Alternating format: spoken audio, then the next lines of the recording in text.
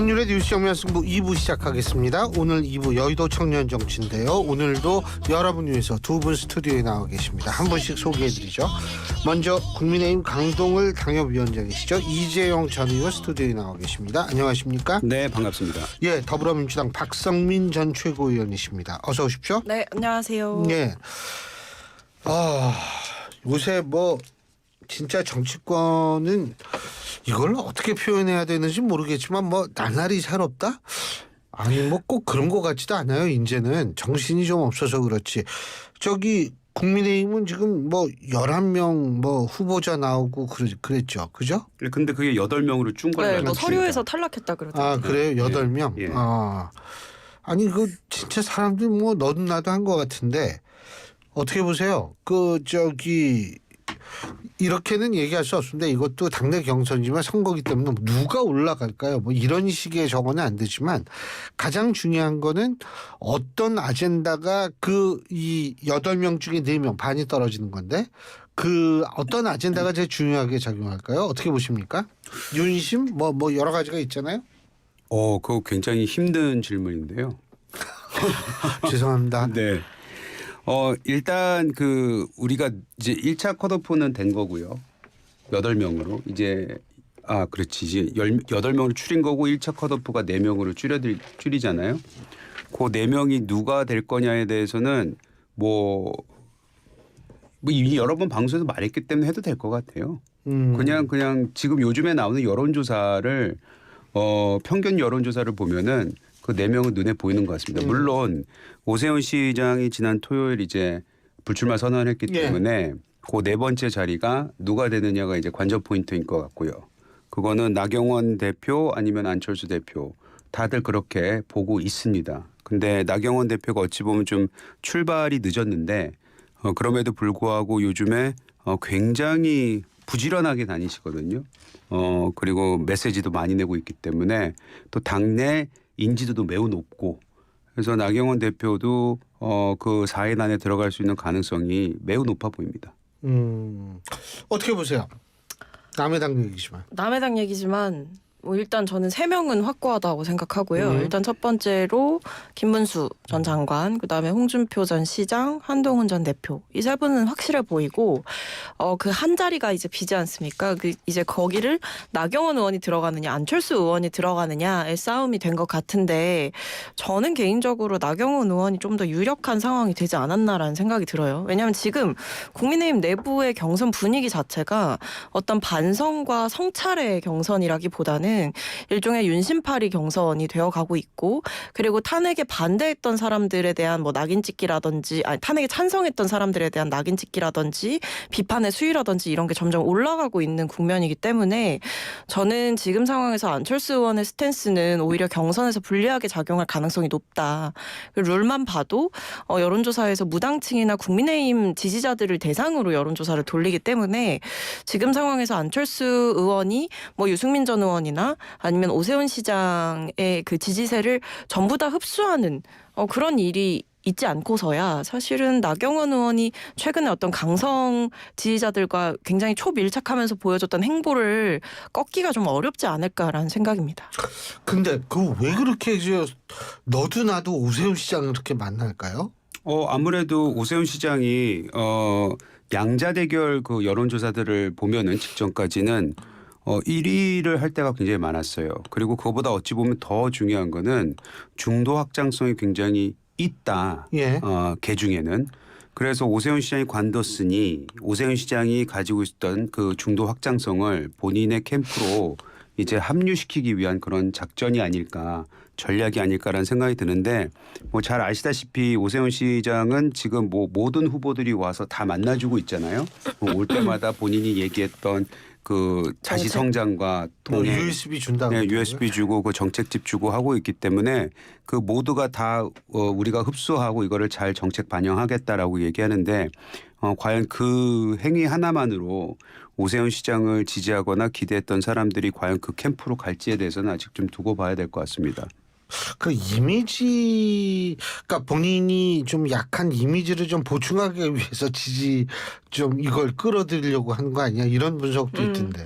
그렇죠. 뭐 왜냐하면 아무래도 뭐 중도 확장성에 대한 고민을 안 할 수가 없잖아요. 결국 이제 본선 경쟁력도 경선 과정에서는 어필을 해야 되는 거고 지지층들도 그걸 모르지 않을 거다라고 생각을 하기 때문에 굉장히 행보는 강성이면서도 내가 중도 확장성이 있다. 나는 확장성이 있는 후보다. 이걸 후보들마다 다 어필을 하고 싶어하는 국면이거든요. 그렇기 때문에 오세훈 시장과 만나는 모습을 보여주면서 나도 이렇게 교집합이 있을 수 있는 사람이고 오세훈 시장과의 접점을 만들면서 오세훈 시장을 지지했던 그 지지층을 흡수하고 그의 어떤 정치적인 노선까지도 좀 결합하려는 시도가 이루어지고 있다라고 보는데 근데 그렇다기에는 후보 한 명 한 명이 보여줬던 그 정치적인 색깔이라는 게 저는 좀 선명했다고 생각해서 특히 뭐 김문수 장관도 그렇고 뭐 나경원 의원도 그렇고 사실 되게 선명한 행보들을 많이 보였잖아요. 그러니까 딱 정확하게 탄핵에 반대하고 윤석열 대통령을 강렬하게 좀 지지하고 이런 모습들을 보여왔기 때문에 그게 사실 오세훈 시장을 만나고 아무리 USB를 이제 족보 받듯이 받는다라고 하더라도 그게 과연 합격의 길로 이어질지는 좀 의문스럽기는 합니다. 자, 그게 지금 말씀하세요. 그 아까 앵커님께서 교수님께서 그 말씀 물어보셨잖아요. 어떤 어젠다가 중요하냐. 예. 뭐 저 개인적으로 생각하기에는 이번 대선의 뭐 키워드 뭐 시대적 정신 뭐 이거 말씀하자면은 저는 경제적 불안감 해소 그리고 사회 통합 이런 것이 굉장히 중요한 것 같아요. 근데 그런 큰 어젠다를 앞세운 후보들이 눈에 안 보이는 거예요. 왜냐하면은 아까 우리 박성민 최고위원도 얘기를 했지만 지금 나와 있는 경쟁 구도는 친윤이냐 아니냐, 찬탄이냐 반탄이냐 여기에 지금 매몰되어 있거든요. 그럼 이것이 4명으로 줄어들고 2명으로 줄어들고 마지막 1명이 나온다 하더라도 그분들이 과연 이 시대 정신 앞으로 미래에 대한 대한민국의 미래에 대한 어젠다를 제시했을 때 그게 과연 유권자들한테 잘 전달이 될지 전 그건 우려스럽습니다. 그래서 지금이라도 그런 거시적인 그 방향성을 제시해 줘야 되는데 그것이 없는 것이 전 이번 선거 또는 우리 경선에 굉장히 불리한 지점이라고 생각하고 있습니다. 근데 또 지금 일단은 이 민주당을 탈당하거나 이런 쪽에서는 이른바 비명 텐트, 지금 이게 반명 텐트가 2종류인 것 같더라고요. 네. 국민의힘에서 외치는 반명 텐트가 하나 있고, 그리고 민주당 출신인데 세미래. 네. 예, 그쪽에서 얘기하는 반명 텐트가 있고. 근데 우리 하나씩 봅시다. 그 민주당 출신이다 세미래 민주당의 쪽에서 주장하는 반명 텐트 어떻게 성공할 거라고 보세요? 저는 실패할 거라고 보는데요. 예. 왜냐하면 일단 뭐 세미래 민주당 같은 경우에는 국민의힘과의 연대까지도 열어두고 있는 뭐 뉘앙스는 확인을 했어요. 그런 입장을 내기도 했고. 근데 일단 이번 그 대선이라는 게 그냥 통상의 대선으로 치러지는 게 아니라 윤석열 전 대통령의 이 불법 비상계엄 때문에 치러지는 선거고 저는 이번 대선의 시대 정신 중에 하나는 뭐 경제도 좋고 뭐 다 이 국민의 삶과 직결된 더 나은 정치를 바라는 마음은 다 똑같겠지만 그 이전에 디폴트 값은 그러니까 기본값은 상식의 회복이라고 생각을 하거든요. 그러니까 윤석열 전 대통령의 행위가 너무나 잘못됐고 그리고 이런 일은 더 이상 있어서는 안 된다. 그 행위에 대한 명확한 이 심판이 필요하다라는 정서가 저는 기저에 다 깔려 있을 걸로 보는데 이재명 대표가 싫다라는 이유만으로 사실은 계엄을 옹호했거나 아니면 윤석열 전 대통령을 계속 옹호했거나 이런 세력들과 손을 잡을 수 있다라고 보는 일각의 시선이 저는 좀 이해가 되지 않고 어떤 뭐 빅텐트를 계속 만든다라고 이야기를 하는데 전 빅은 뺐습니다. 네, 그래서 뭐 그랜드 텐트까지 얘기가 나오는데 저는 텐트를 만들면 뭐하나 그 텐트가 너무나 허술하고 그 텐트가 국민들에게 안전한 텐트가 되어주지 못한다라고 한다면 저는 그 텐트의 존재 의의가 없을 거다라고 생각을 해요. 자기들끼리 마을을 만들면 뭐합니까? 사람들이 안 모이는데. 그래서 저는 어떤 이재명 대표라는 사람을 적으로 상정해서 만드는 안티테제를 통해서 정치적인 이익을 얻어보겠다라고 하는 시도는 이번 대선에서는 저는 반드시 필패한다라고 보고 있습니다. 어떻게 보세요? 사실 그 빅텐트라는 단어는 모든 선거에서 매번 등장했죠. 맞아요. 그리고 그 빅텐트라는 게 성공한 적이 단 한 번도 없죠. 실제로 쳐진 적도 없어요. 맞아요. 근데 지금 사실 이 탄핵 국면에서 오늘 김재섭 의원이 본인 페이스북에 아주 좋은 얘기를 했더라고요. 뜨거운 걸 들고 있을 때 뜨겁다 하지 말고 뜨거운 걸 내려놓으면 된다. 뜨거운 돌덩이를. 그 뜻은 뭐냐면 어떻게 선거 치르지 하지 말고 그냥 윤석열 전 대통령을 내려놓으면 된다. 이런 얘기를 했어요.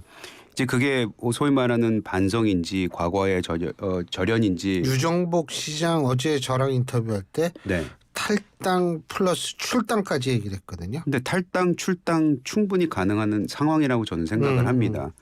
그렇기 때문에 윤석열 전 대통령과의 절연은 반드시 필요한데 그걸 지금 못하고 있는 것이 우리 경선 국민의힘을 지금 발목 잡고 있는 거거든요.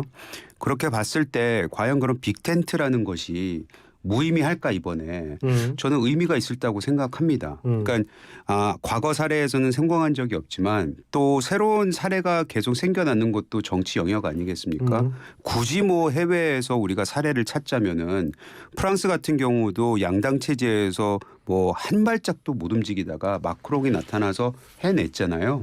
그래서 우리가 프랑스하고는 틀린다고 하고 그게 과연 우리나라에선 먹히지 않을 거다라고 얘기할 수는 있지만 글쎄요. 저는 계속 우리가 이 상황을 보면서 절망만 얘기할 수는 없는 것이고 희망을 찾아내고 국민한테 새로운 비전을 제시해야 되는데 그 빅텐트가 만약 그 메시지를 전달할 수 있는 하나의 뭐 틀이 된다면은 그거 마다할 수 없다고 생각합니다.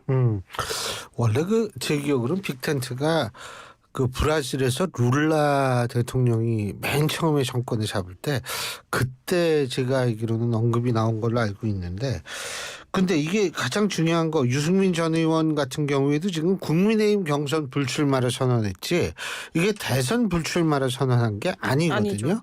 그러면 이 부분 그러니까 유승민 전 의원 뭐 이낙연 전 총리 뭐 이런 쪽에서 뭐를 할 가능성이 있는 거 아닌가 어떻게 보세요?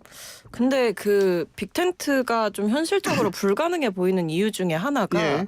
이재명 대표를 때리면서 정치적인 이익을 얻기 어려운 현실적인 구조도 있지만 한편으로는 이 빅텐트 안에 소위 말해 모일 수도 있다라고 생각되는 사람들 간의 간극이 너무 크다는 것도 저는 한몫한다고 생각을 합니다. 예. 예를 들면 뭐 지금 유승민 전 의원 같은 경우에는 또 이제 탄핵에 찬성을 하셨던 분이고 그리고 좀 어쨌든 윤석열 정부를 향해서 상식적인 비판의 목소리를 내왔던 분인데 그 외에 지금 뭐 만약에 이제 한덕수 대행이 출마를 한다라고 해서 빅텐트가 꾸려진다라고 하면 그때 과연 유승민 전 의원이 한덕수 대행과 같이 할 수 있을까?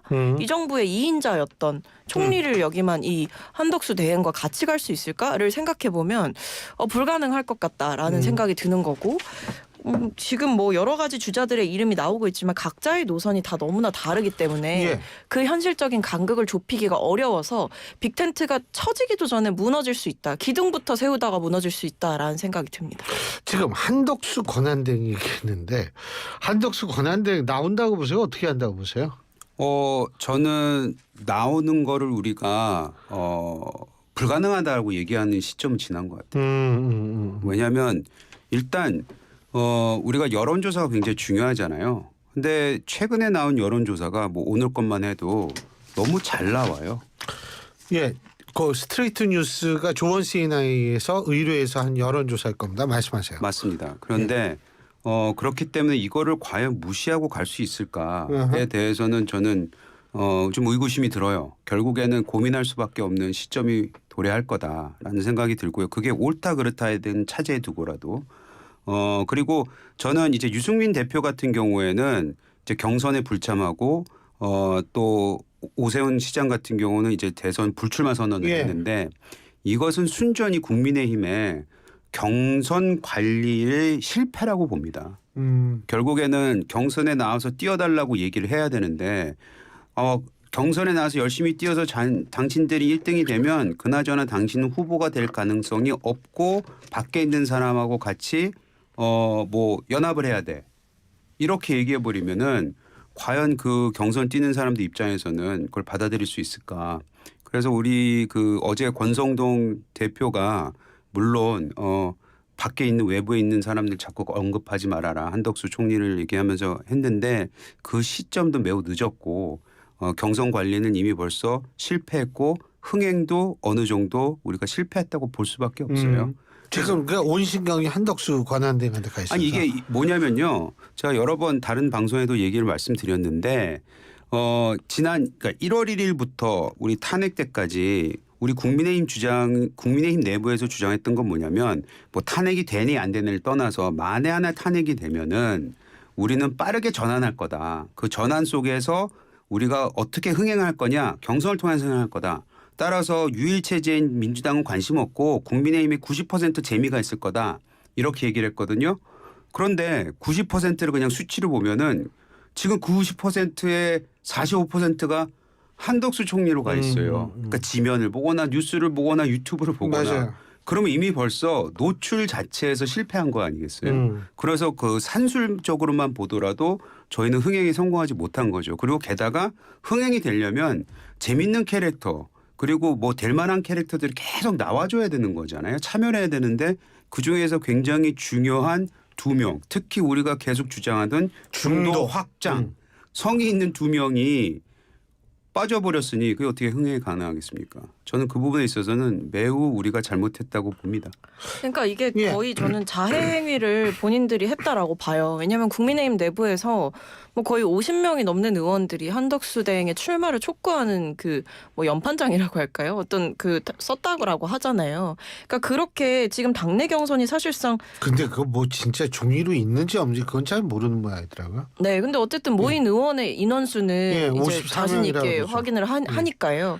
그래서 결국에는 이게 일단 보수에서 성장한 이 후보들로는 이길 수 없다라는 것을 스스로 자인하는 것이고 또 동시에 이 당내 경선에 출마한 이 주자들을 사실상 다 허수아비로 본인들이 만들어버린 거거든요. 그러니까 어떤 당내 경선의 의미 자체를 퇴색을 시켜버린 거죠. 그래서 그러다 보니까 지금 지도부도 뒤늦게 나서서 좀 진화를 하는 모양새이긴 한데 저는 이미 시선이 당내 경선보다는 한덕수 대행이 출마할까 안 할까에 쏠리고 있는 상황이잖아요. 그러니까 이렇게 본인들 스스로 흥행 실패를 자초하고 심지어는 이 당내 주자들의 어떤 정통성이라던가 아니면 뭐 적합성이라던가 이런 것들을 스스로 다 무너뜨린 행위이고 그러다 보니까 보수 진영 내부에서도 좀 비판이 세게 나오는 것 같아요. 보수는 자존심도 없냐 이런 이야기를 장혁찬 최고가 지난주에 여기서 이야기를 했었잖아요. 그래서 보면 결국에 이 경선이 허수아비들을 모아놓고 치르는 경선이다라는 거를 여실히 지금 드러내고 있다고 생각합니다. 한덕수 권한대행이 나온다. 전 나올 거라고 봅니다. 나온다. 네. 대부분 다 나온다고 생각을 하더라고요. 예. 아까도 아니 저 한 말씀만 드리면 안 나올 거잖아요. 예. 명확하게 선을 긋습니다. 사실 저 여론조사에서 내 이름 빼주십시오. 뭐 이런 식으로 나오겠죠. 그렇게 할 수도 있고 사실 국무회의라든지 입장 낼 수 있는 기회는 얼마든지 많은데 여기에 대해서 그냥 한 문장이면 되거든요. 저 대선 안 나갑니다. 권한대행으로서 열심히 하겠습니다. 이거면 되거든요. 근데 대선 안 나갑니다라는 그 말이 그토록 어려운지 그 한 문장을 아직까지도 말씀을 안 하시는 걸 보면 이거는 고민하고 있는 거고 나올 거다라는 생각이 드는 거죠. 역설적으로 말씀드리면 그러한 국민의힘 내부의 문제 때문에 결국에는 빅텐트의 힘이 실리는 거예요. 그래서 조금 설명을 해주시면. 그러니까 국민의힘의 단독으로는 되기가 힘들다라는 건 이미 거의 뭐 기정사실화 돼버리는 거나 마찬가지죠. 예를 들어서 지금 한덕수 권한대행에 대한 오늘의 여론조사가 높게 나오는 거는 제가 봤을 때는 그 범보수 진영에서 여론조사가 굉장히 높았잖아요. 그럼 범보수 진영에서 이미 벌써 그쪽으로 갈아탔다는 얘기 아닙니까? 그분들이 갈아탄 이유는 뭐겠습니까? 당신네들이 이렇게 싸우고 당신네들 중에서 누가 되더라도 난 지지할 마음이 없어 라고 생각하니까 가는 거 아니겠어요? 그래서 그런 부분에 있어서는 제가 봤을 때 한덕수 권한대행이 뭐 출마할지 안 할지는 아직 모르겠지만 출마하게 된다면 그건 빅텐트의 형식을 뭐 띌 수밖에 없는 것이기 때문에 저는 그것이 이제 가능성이 있어 보인다고 생각을 하고요. 그리고 아까 우리 박성민 최고가 얘기는 했는데 그 사람들의 간격이 너무 크지 않느냐. 빅텐트는 실패할 수밖에 없다 말씀하셨잖아요. 빅텐트의 전제 조건이요. 그 간격을 좁히지 못하면 실패하게 돼 있어요. 그 간격을 좁히는 것, 즉 내가 수긍하고 받아들이겠다. 나는 대선을 이기기 위해서 우리가 확장하는데 몸을 바치겠다라는 생각이 있는 사람들이 그 모습을 보여줬을 때 빅텐트가 이제 성공하는 거거든요. 그건 이제 두고 봐야 되겠죠. 근데 그것이 만약 성공한다면은 저는 경쟁력이 있는 빅텐트가 될 수도 있겠구나. 아까 마을이라고 표현하셨는데 사람들이 모일 수도 있겠구나라는 희망을 가져봅니다. 근데 만약 그런 식으로 빅텐트가 뭐 된다라고 하면 한덕수 권한대행도 거기 들어가야 돼요? 지금 그 시나리오가 빅텐트에 포함이 된 거죠. 그러니까 그러니까 왜냐하면 또 해. 한덕수 대행이 지금 어쨌든 국민의힘 경선에는 참여를 안 하는 거고 예. 지금 공직자 사퇴 시한이 다음 달 4일인 걸로 그렇죠. 알고 있거든요. 그리고 5월 3일 날 국민의힘 후보가 뽑히죠. 정해집니다. 예. 그러니까 그 시나리오가 이제 있는 거죠. 이 국민의힘 후보 뽑히고 한덕수 대행이 이제 본인 자리를 던지고 출마했을 때 그 주자들 간에 또 이제 한번 하는 거죠. 게임을. 그러니까 이 경선을 왜 하냐 이 얘기가 나오는 그러면은 거예요. 그게 가장 중요한 건 관심과 흥인데 흥행을 좀 끌 수 있을까요? 만에 하나 5월 3일 이제 한 명이 우리 국민의힘에서는 만들어질 거고요. 뭐 만에 하나가 아니라 아니 그거 되겠죠. 아니 예. 그거는 뭐 당연한 거고 만에 하나 부분은 한덕수 권한대행이 출마를 5월 4일 출마 선언을 하면은 과연 그 빅텐트를 어떻게 만들어낼 건가에 대한 논의가 빠르게 진행될 거라고 저는 보여집니다. 근데 저는 그들만의 리그일 것 같아요. 그러니까 뭐 빅텐트를 쳐서 한덕수 대행이랑 뭐 범보수 후보 단일화를 하든 뭐 또 경선을 통해서 또 뭐 정말 뭐 진보 진영 일각에 있는 사람들까지 들어와서 뭔가 빅텐트를 쳐본다고 한들 사실 결국에는 앞서도 말씀드렸듯이 이번 선거가 그냥 통상의 대선이 아니라 이 윤석열 대통령의 파면으로 치러지는 선거이기 때문에 이 한덕수 총리 대망론을 아무리 띄워본다 한들 이 파면당한 대통령과 함께 2인자로서 이 정부에서 역할을 했고 사실상 뭐 내랑 공범이니 내랑 방조범이니라고 이제 비판을 받고 있는 상황에서 한덕수 대행이 그렇다고 윤석열 전 대통령과 어떤 정치적인 거리를 두는 행보를 보인 것도 아니기 때문에 그냥 전 윤석열 전 대통령의 아바타로 국민들이 인식을 하실 것 같거든요. 그래서 이른바 한덕수 대망론은 저는 사실 그냥 여의도 사람들이 이야기하고 있는 일장 춘몽에 가깝지 않나라고 생각합니다. 근데 뭐 어쨌든 뭐 본인은 그 뭐죠 국무회의 뭐 그건 국무회의라고 할 수 없다 뭐 이런 얘기했으면서 자기는 계엄에 대해서 분명하게 입장 표명을 했다 이런 식으로 얘기할 수도 있는데 근데 일각에서는 반기문 전 유엔 사무총장 뭐 이런 분들을 얘기를 하면서 이게 관료의 한계가 또 드러나는 거 아닌가 뭐 이런 얘기 있는데 뭐 차이가 좀 있을 것 같으세요? 어떻게 보세요? 겉으로 봤을 때는 그 차이점을 찾기가 힘들죠. 단연간 고위공직자 생활을 했고, 예. 그죠? 그리고 정치는 한 번도 접해본 분들이 아니고, 예. 선거를 뛰어본 사람들도 아니고, 또 굉장히 짧은 기간 내에 이 선거를 치러야 되고, 예. 그리고 둘 다 어찌 보면 탄핵 국면에서 치러지는 선거에 지금 들어가느냐 그렇죠. 마느냐잖아요. 그런 부분에 있어서는 저는 유사한 점을 많이 찾을 수 있기 때문에 실패 가능성에 대해서 많은 분들이 우려하고 있다고 보여져요. 근데 저는 틀린 점은 하나 있다고 봅니다. 뭐요? 뭐냐면 이재명 대표의 그 굉장히 특수한 후보.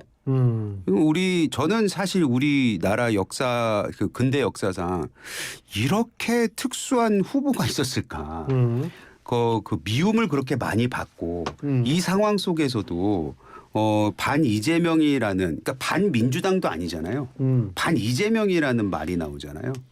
그거는 본인이 가지고 있는 캐릭터가 분명히 있는 거거든요. 이런 상황이 없었기 때문에 글쎄요. 아까 이제 빅텐트가 과연 범보수만이 되느냐. 저는 중도도 어찌 보면은 거기에 희망을 걸 수도 있다고 생각을 하는 게 똑같은 거예요. 이재명 대표가 자꾸 자기는 뭐라 그랬죠? 중도 보수라 그랬나요?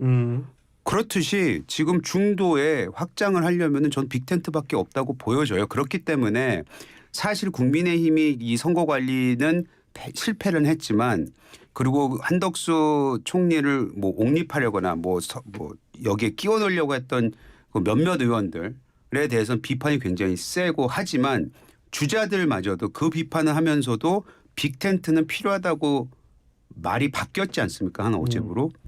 그러니까 모두가 이 빅텐트에 대한 필요성을 느끼는 거고 그 빅텐트를 우리가 얘기할 때 지금 한덕수 총리가 워낙에 언론에 자주 등장을 하지만 사실은 이준석 대표도 후보도 굉장히 빠른 속도로 치고 올라오고 있거든요. 그래서 이준석 대표도 그 빅텐트 안에 들어가 있는 거예요. 다만 본인이 원하느냐 안 원하느냐. 안 한다는 거 지금은 안 한다고. 지금은 안 한다고 그렇죠. 하지만 그때 가서 어떻게 정치적 상황이 바뀔지는 두고 봐야 되겠죠. 근데 어쨌든 지금 한덕수 권한대행이 뭐 굉장히 정치권에 뜨거운 관심을 받고는 있는데 이게 이제 또 하나는 전 사실 이게 궁금해요. 지금 윤석열 전 대통령에 대한 내란 혐의 재판이 이제 막 시작이 됐고 진행이 되지 않습니까? 이것도 대선에 일정 부분 영향을 줄 수밖에 없지 않느냐. 대선에 영향을 준다면 다시 여기에서 탄핵 찬성 반대 계엄에 관한 입장 이런 것들이 다시 불거질 수밖에 없지 않느냐. 이런 생각도 드는데 어떻게 보세요? 무조건 영향이 있죠. 왜냐하면 이미 지금 윤석열 전 대통령이 하고 있는 걸 보면 뭐 평화적 메시지의 계엄이었다라던가 아니면 이제 군 지휘관들에게 책임을 떠넘기면서 나는 그렇게 지시한 적이 없는데 지휘관들이 이제 오해를 해가지고 그렇게 한 거다라고 하는데 증인으로 나온 사람들이 바로 반박을 하는 거죠. 의원 체포하라는 명령 받았다. 그러니까 이런 식으로 윤석열 전 대통령이 형사재판장에 나와서 국민들이 다 보고 계심에도 불구하고 계속 거짓말을 하고 있단 말이에요. 그러니까 온 국민 분노 유발자가 재등판을 한 거죠. 탄핵 심판 과정에서도 변론 기일 때마다 정말 말도 안 되는 이야기들을 쏟아내서 변호인 측도 그렇고 정말 국민들이 뒷목 잡고 막 혈압이 오르는 일들이 있었는데 지금도 형사재판이 시작됐는데 여전히 반성도 없고 모든 혐의를 부인하면서 사실상 헌재에서도 인정했던 여러 사실관계들을 다시 또 부정하는 그런 주장들을 반복하고 있기 때문에 이 주장을 보는 것만으로도 이번 대선의 의미를 저는 국민들이 다시 되새기실 거라고 보고요.